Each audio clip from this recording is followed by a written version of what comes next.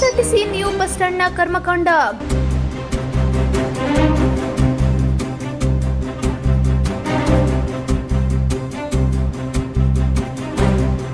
ಕಬ್ಬು ನಾರ್ತಿರುವ ಬಾತ್ರೂಮ್ಗಳು.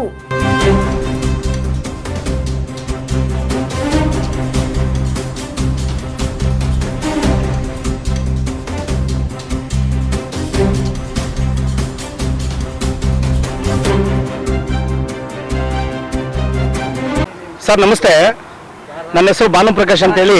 ನಾನು ಸಾಮಾಜಿಕ ಹೋರಾಟಗಾರ ಸರ್.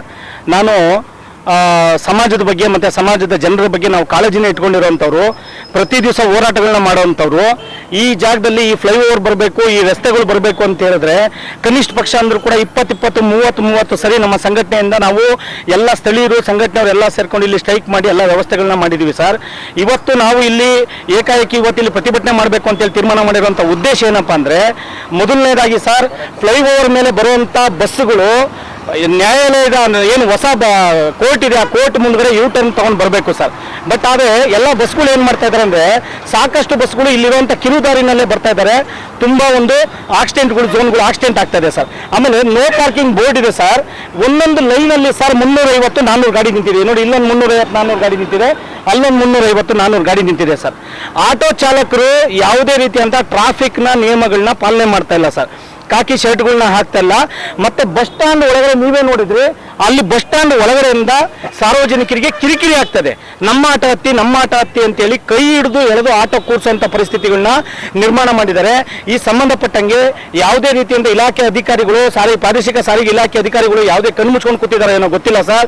ಮತ್ತೆ ಮೂರನೇದಾಗಿ ಏನಂದ್ರೆ, ಅಲ್ಲಿ ಸರ್ ಟ್ರಾಫಿಕ್ದು ಒಂದು ಝೋನ್ ಇಟ್ಟಿದ್ದಾರೆ. ಬಟ್ ಆದರೆ ಇದು ಒಂದು ಸಿಂಗಲ್ ಲೈನು ಸರ್, ಇದು ಒಂದೇ ರೋಡ್. ಅದು ಅಲ್ಲಿ ಎರಡೂ ಕಡೆಯಿಂದ ಎರಡೂ ಪಥದಲ್ಲಿ ಗಾಡಿಗಳು ಚಲಿಸ್ತವೆ. ಆ ಚಲಿಸುವಂಥದಕ್ಕೆ 100 ಆಕ್ಸಿಡೆಂಟ್ಗಳು ಆಗ್ತದೆ. ಅದನ್ನು ಕೇಳೋರು ಯಾರೂ ಇಲ್ಲ ಇಲ್ಲಿ. ಮತ್ತೆ ಹೊಸ ಬಸ್ ಸ್ಟ್ಯಾಂಡ್ಗೆ ಹೊಂದ್ಕೊಂಡಿರುವಂಥ ಈ ಒಂದು KHB ಲೇಔಟಿಗೆ ಹೋಗುವಂಥ ದಾರಿನಲ್ಲಿ ದಯಮಾಡಿ ತಾವು ನೋಡಬೇಕು, ಅಲ್ಲಿ ಕನಿಷ್ಠ ಪಕ್ಷ ಅಂದ್ರೂ ಕೂಡ 120-130 ಸ್ಪೀಡಲ್ಲಿ ಹೋಗ್ತಾರೆ. ಯಾವುದೇ ಒಂದು ಸ್ಪೀಡ್ ಬ್ರೇಕರ್ಗಳನ್ನ ಹಾಕಿಲ್ಲ. ಬಸ್ ಸ್ಟ್ಯಾಂಡ್ ಒಳಗಡೆ ಏನು ಬಸ್ಗಳೆಲ್ಲ ಹೋಗ್ತದೆ, ಒಳಗಡೆ ಬರ್ತದೆ. ದೊಡ್ಡ ಒಂದು ಓಲ್ವೋ ಗಾಡಿಗಳು ಮತ್ತು ರಾಜಹಂಸ ಗಾಡಿಗಳು ಓಡಾಡ್ತದೆ ಸರ್. ತುಂಬ ದೊಡ್ಡ ಗಾಡಿಗಳು ಟರ್ನಿಂಗ್ ಹೆಂಗೆ ಮಾಡ್ಕೋತವೆ, ಎಲ್ಲ ಮೂಕುನುಗ್ಗಲ್ಲಿ ಟರ್ನಿಂಗ್ ಮಾಡಿಕೊಂಡು ಸಾವಿರಾರು ಜನ ವಿದ್ಯಾರ್ಥಿಗಳು, ಕಾಲೇಜು ವಿದ್ಯಾರ್ಥಿಗಳಾಗಿರ್ಬೋದು, ಸ್ಕೂಲ್ ವಿದ್ಯಾರ್ಥಿಗಳಾಗಿರ್ಬೋದು, ಬಡವರು ಕೆಲಸಕ್ಕೆ ಹೋಗುವಂಥ ಬಡವರ್ಗದ ಜನರುಗಳಾಗಿರ್ಬೋದು, 100 ಜನ 1000 ಜನ ಈ ಜಾಗದಲ್ಲಿ ಓಡಾಡುವಂಥದ್ದು.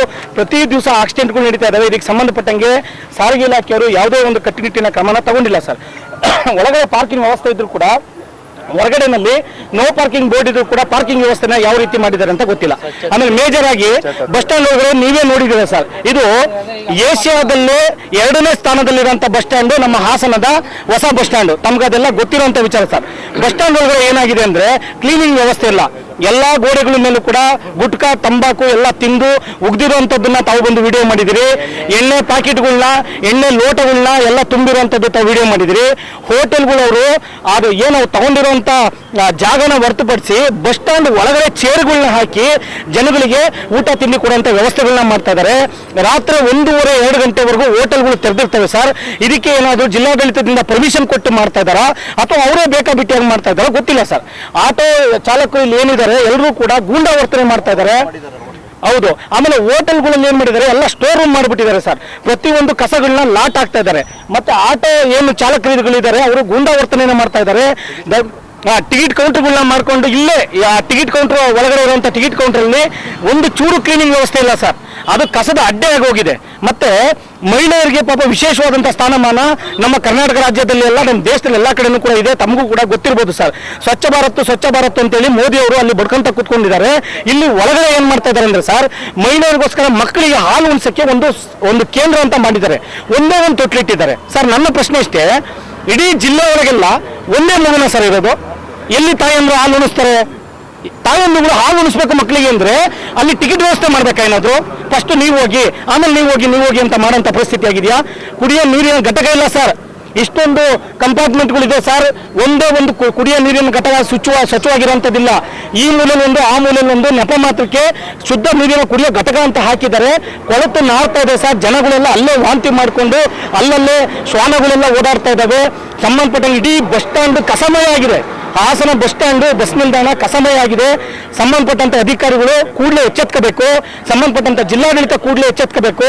ಹಾಗೆ ನಮ್ಮ ಮಹಿಳಾ ಆಯೋಗದ ಅಧ್ಯಕ್ಷರಿದ್ದಾರೆ, ದಯಮಾಡಿ ಮಹಿಳೆಯರಿಗೋಸ್ಕರ ಹಾಸನ ಬಸ್ ಸ್ಟ್ಯಾಂಡ್ ಒಳಗಡೆ ಮೀಸಲಿರೋ ಒಂದು ಸ್ಥಾನಮಾನ ಹೆಂಗಿದೆ ಅನ್ನೋದನ್ನ ದಯಮಾಡಿ ತಾವು ವಿಸಿಟ್ ಹಾಕಿ ನೋಡಬೇಕು. ಮಹಿಳೆಯರಿಗೆ ಏನು ಪ್ರತ್ಯೇಕವಾಗಿ ಏನು ಕೊಠಡಿ ಕೊಟ್ಟಿದ್ದಾರೆ ಸರ್? ತಡರಾತ್ರಿಯಲ್ಲಿ ಬರುವಂತ ಹೆಣ್ಣು ಮಕ್ಕಳಿಗೆ ಹೊಸ ಬಸ್ ಸ್ಟ್ಯಾಂಡ್ ನಿಲ್ದಾಣದಲ್ಲಿ ಏನು ಒಂದು ಸುರಕ್ಷತೆನ ಮಾಡಿದ್ದೀರಾ ಸರ್? ಆ ಹೆಣ್ಮಕ್ಳುಗಳಿಗೆ ವಿಶ್ರಾಂತಿ ತಗೋಬೇಕು ಅಂದ್ರೆ ಎಲ್ಲಿ ಹೋಗ್ಬೇಕು? ಅದಕ್ಕೆ ಸಂಬಂಧಪಟ್ಟಂಗೆ ನೀವು ಏನನ್ನ ಕ್ರಮನ ತಗೊಂಡಿದ್ದೀರಾ? ದಯಮಾಡಿ ಅದನ್ನೆಲ್ಲ ತಿಳಿಸಬೇಕು ಅಂತೇಳಿ ನಾನು ಈ ಮೂಲಕ ತಿಳ್ಕೊತೀನಿ. ನಮಸ್ತೆ ಸರ್.